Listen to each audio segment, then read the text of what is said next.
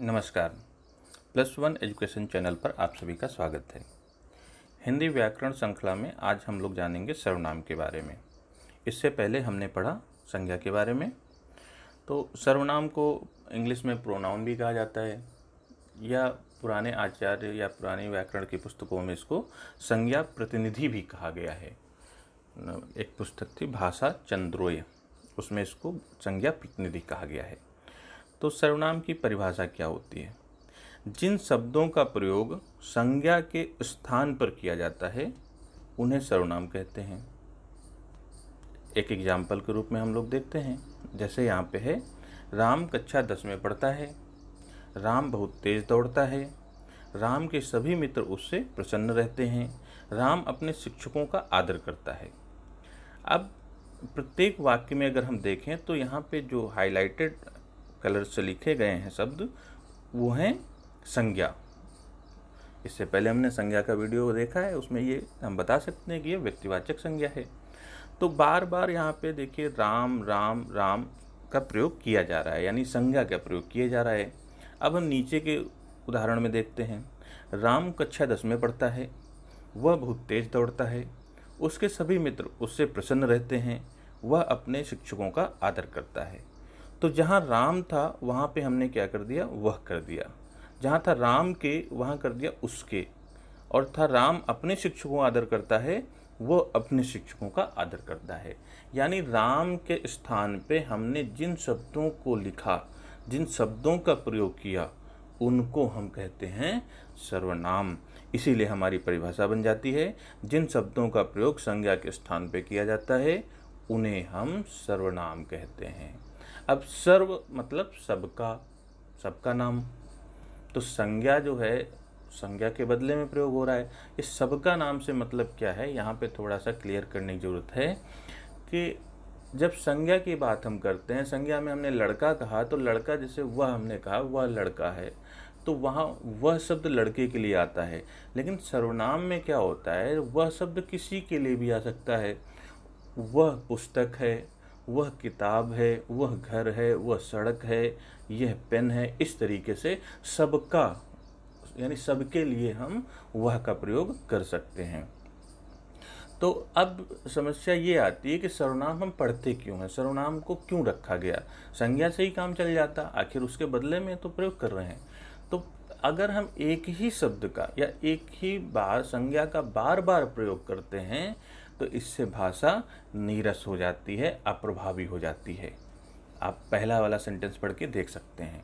बार बार राम राम करने से यहाँ पे सेंटेंस की, वाक्य की जो प्रभाविकता है वो कम हो रही है।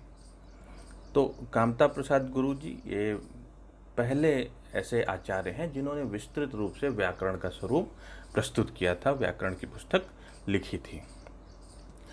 इन्होंने मूल जो सर्वनाम है उनकी संख्या 11 बताई है। जैसे मैं, तू, आप, यह, वह, सो, जो, कोई, कुछ, कौन, क्या, ये हमारे मूल सर्वनाम हैं।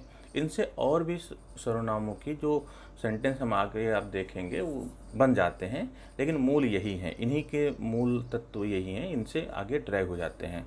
तो पहला जो प्रश्न अक्सर पूछा जाता है, सर्वनाम के भेद बताइए। तो सर्वनाम के भेद 6 होते हैं। यहाँ तक तो बहुत ही आसानी से बातें समझ में आती हैं और बच्चे कर भी जाते हैं। समस्या आती है जब हम इसके भेदों के अंदर पढ़ते हैं और एक ही जैसे कई एग्जाम्पल देखते हैं, तो वहाँ समझ में नहीं आता है कि यहाँ पे पुरुषवाचक सर्वनाम लिखें या निजवाचक सर्वनाम लिखें, या फिर कहीं ये विशेषण तो नहीं है। यही आज हमारे इस वीडियो का मुख्य उद्देश्य है, समझाना आपको कि कहाँ पे कौन सा हम रूप प्रयोग करेंगे। जैसे आप एग्जाम्पल में से देख सकते हैं, यहाँ पे पुरुषवाचक सर्वनाम में भी आप लिखा हुआ है और निजवाचक सर्वनाम में भी आप लिखा है। तो आप से अगर आप डिसाइड कर लेते हैं कि जहाँ कहीं भी आप आएगा वहाँ पे ये सर्वनाम होगा, तो फिर गलत हो जाता है। इसी तरीके से आगे देखेंगे हम लोग सार्वनामिक विशेषण। विशेषण के 4 भेद होते हैं, उनमें से एक होता है सार्वनामिक विशेषण। तो सर्वनाम के नाम पे ही उसका सर्वनामिक विशेषण पड़ा है, वहाँ से भी कन्फ्यूजन होता है, डाउट होता है। तो अब हम लोग एक एक पढ़ेंगे। यहाँ एक हाइलाइटेड स्वरूप है। अगर आप इतने से भी जो ये ग्राफिक्स आ रही हैं आपके सामने, इतना भी अपने दिमाग में इसको बसा लेते हैं तो फिर आपको कोई दिक्कत नहीं होगी। पुरुषवाचक सर्वनाम पहला उसका भेद है। इसके जो शब्द हैं, जो सर्वनामिक शब्द हैं, वो हैं मैं, तू, आप। अब तू को तुम भी किया जा सकता है। तू बोला जाता है तो थोड़ा सा सम्मान सूचक नहीं लगता। आप बोला जाता है, आदर सूचक लगता है। निजवाचक सर्वनाम में आपका प्रयोग होता है। निश्चयवाचक सर्वनाम यह, वह, सो। बताना हो किसी को, यह पेन मेरा है, वह उसका घर है, इस तरीके से निश्चित हो जाता है कि यह पेन का जो है मेरा ही है। अनिश्चयवाचक सर्वनाम कोई, कुछ, कौन आया नहीं पता हमको, अनिश्चय है। कुछ दे दो, क्या दे दें क्वेश्चन आएगा। कुछ तो कोई भी नहीं दे पाएगा, वो जरूर पूछेगा क्या दे दें, यानी उसको पता नहीं है, अनिश्चय है। संबंधवाचक जो, प्रश्नवाचक कौन, क्या। तो ये हमारे 11 जो हैं सर्वनाम हैं।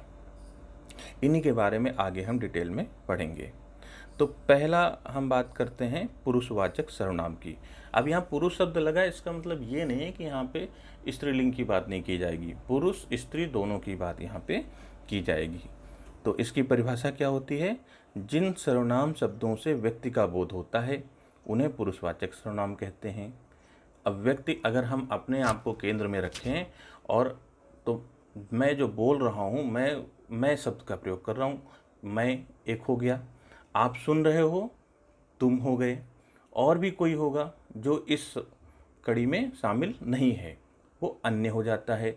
कोई नाम होगा या वह से हम उसको इंडिकेट कर देते हैं।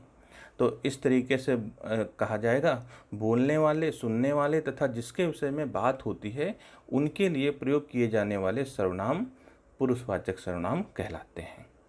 तो पहले ही मैंने बता दिया, स्त्री और पुरुष दोनों के लिए यहाँ पे बात की जाएगी।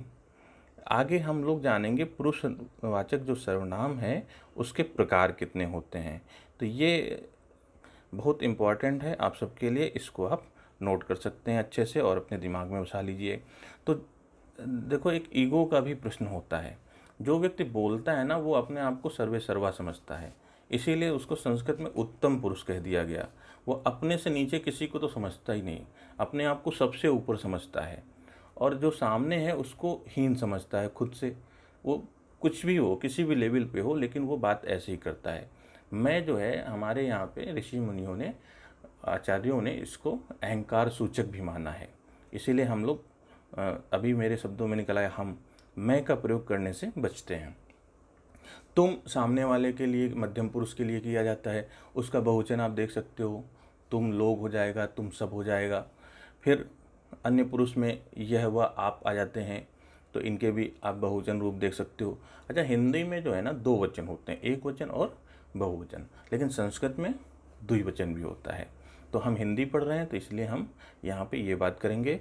वैसे संस्कृत के लिए भी यहाँ पे मैंने ये आपके लिए, आप जान सको तो ये एक ग्राफिक्स रख दी गई है। यहाँ पे आप देखिए, संस्कृत में एक वचन, द्विवचन, बहुवचन। तो द्विवचन आपको पढ़ना नहीं है, फिर भी आप जानना चाहते हैं तो जान सकते हैं।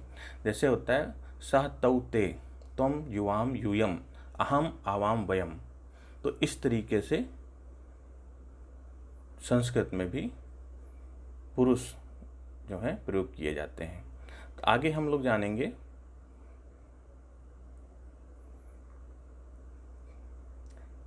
इनके डिटेल के बारे में।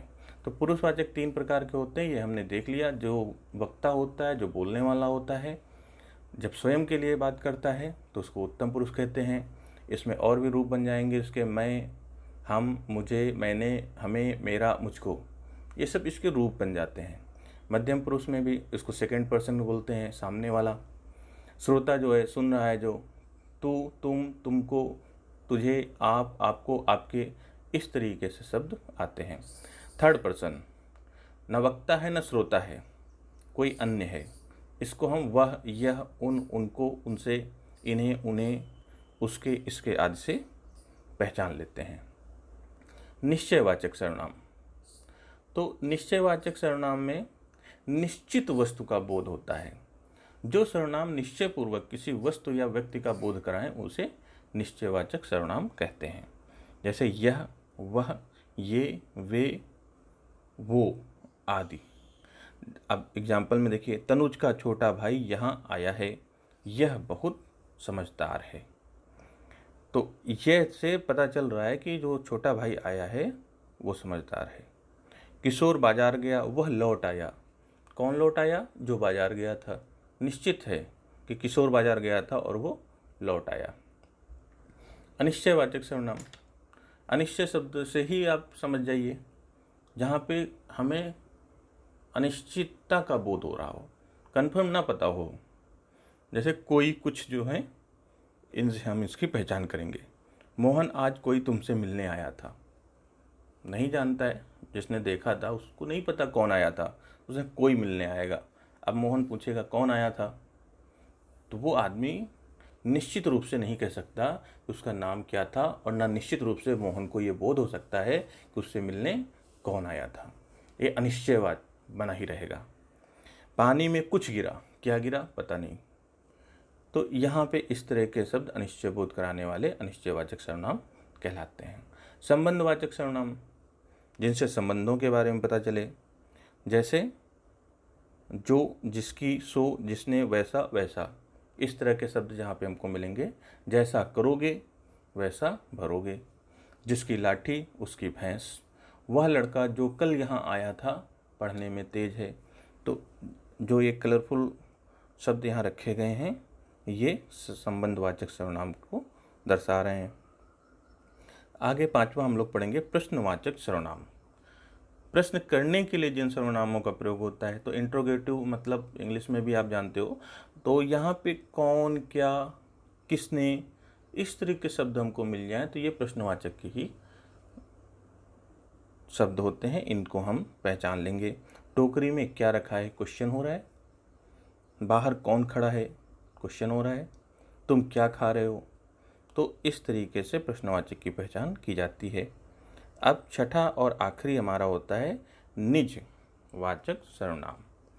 निज का अर्थ होता है स्वयं से, स्वतः से, अपना, और वाचक का अर्थ होता है बोध कराने वाला। तो इसका हो गया अपनेपन का बोध जिससे हो, यानी अपने लिए जो बात कही जा रही हो, अब खुद से संबंधित हो। इसको खुद बोलते हैं, स्वतः भी बोला जाता है।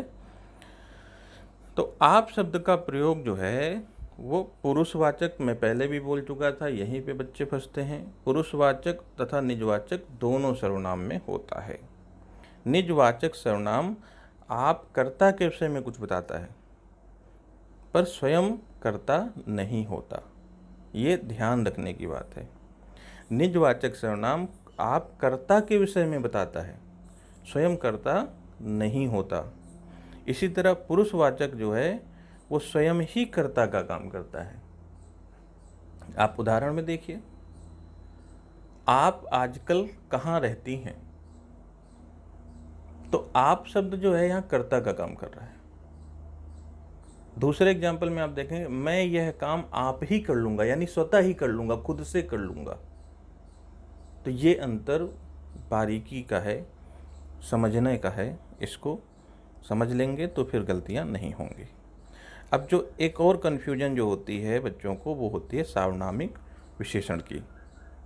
तो पुरुषवाचक या निजवाचक सर्वनामों को छोड़कर अन्य सर्वनाम, यहाँ पे ध्यान रखने की बात है, जब अन्य सर्वनाम जो है वो संज्ञा की विशेषता बतलाए, यानी संज्ञा के साथ में आता है, तो वो सार्वनामिक विशेषण होता है। नीचे एग्जाम्पल में, पहला एग्जाम्पल नहीं, उसके बाद का एग्जाम्पल जो है वहाँ पे आपको ये बात स्पष्ट देखने को मिल जाएगी। देखिए, पहला छोड़ देते हैं। दूसरा, यह घर मेरा है, एक बात है। दूसरी बात है यह मेरा घर है, अर्थ में कोई अंतर नहीं आ रहा है, लेकिन यह शब्द दोनों में आया है।